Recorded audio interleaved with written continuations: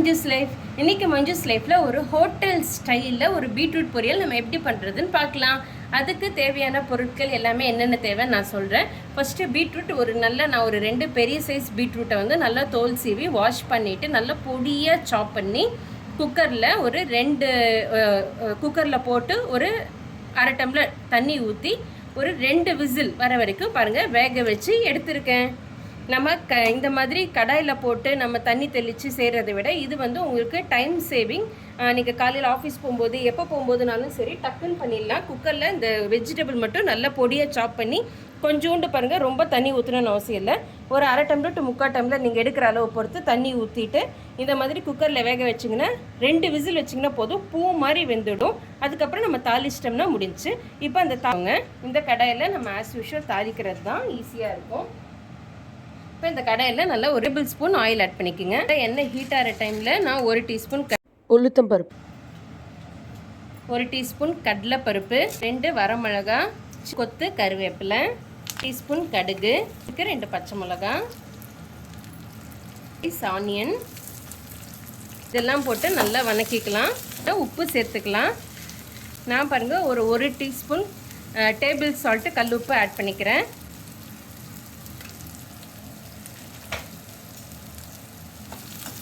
இப்போ இதை நல்லா நம்ம கலந்து விட்டுடலாம்.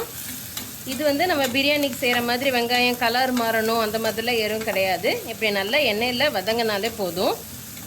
இப்படி இது நல்லா வதங்குற டைமில் நம்ம வேக வச்சுருக்கோம் இல்லைங்களா பீட்ரூட், அதை ஆட் பண்ணிக்கலாம். தண்ணியோடவே ஆட் பண்ணிக்கோங்க, ஒன்றும் பிரச்சனை இல்லை.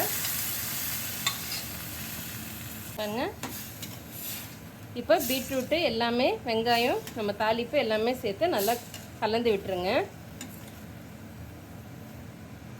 நீங்கள் இந்த பீட்ரூட் தண்ணி வேணும்னா கூட நீங்கள் குடிக்கலாம், உடம்புக்கு ரொம்ப ரொம்ப நல்லது. பீட்ரூட் ஜூஸ்ன்னு சொல்லுவோம் இல்லைங்களா, அதுதான் அது. நான் இதிலே ஆட் பண்ணிட்டேன். இப்போ அந்த தண்ணி வந்து லைட்டாக சுண்டட்டும். அதுக்குள்ளே நம்ம இந்த தேங்காய் அரைச்சிடலாம். அதுதான் ரொம்ப இம்பார்ட்டன்ட். இது சேர்க்கறதுனால ரொம்ப ரொம்ப டேஸ்டியாக இருக்கும். ஒரு மிக்சர் ஜார் எடுத்துக்கோங்க. அதில் ஒரு கால் மூடி தேங்காய் எடுத்துக்கோங்க. பல்லாக கூட எடுத்துக்கலாம். நீங்கள் அரைக்க தான் போகிறதில்ல. ஒரு டீஸ்பூன் சோம்பு எடுத்துக்கிறேன். இது போடுறதுனால ரொம்ப வாசமாக இருக்கும். இதுதான் மெயின். இது போடுறதுனால உங்களுக்கு நல்ல ஒரு ஹோட்டல் ஸ்டைலில் பீட்ரூட் பொரியல் சாப்பிட்ற மாதிரி அவ்வளோ டேஸ்ட்டாக இருக்கும்.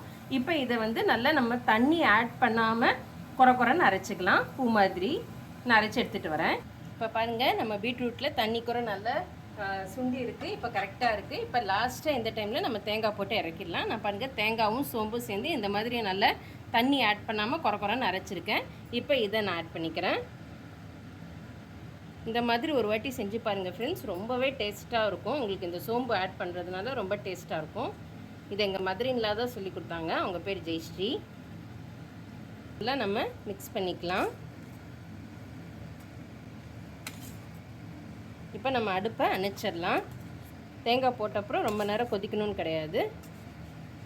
உங்களுக்கு தேங்காய் ரொம்ப பிடிக்கும்னா இன்னும் நீங்கள் ஜாஸ்தியாக கூட சேர்த்துக்கோங்க. ஈஸியாக பீட்ரூட் மட்டும் நீங்கள் குக்கரில் வேக வச்சிட்டிங்கன்னா ஒரு 2 மினிட்ஸில் இதை நீங்கள் பண்ணிடலாம். ரொம்ப ஹெல்தியான பொரியல் இது. அவ்வளோதான் ஃப்ரெண்ட்ஸ், முடிஞ்சிச்சு.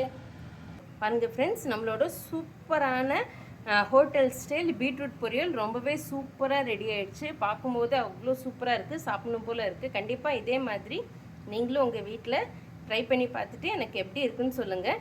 என்னோட இந்த ரெசிபி உங்களுக்கு ரொம்ப ரொம்ப பிடிச்சிருந்ததுன்னா லைக் பண்ணுங்கள், ஷேர் பண்ணுங்கள், சப்ஸ்கிரைப் பண்ணுங்கள். என்னோட channel Manju's life. Thank you for வாட்சிங். Happy and safe cooking. Tata, bye by.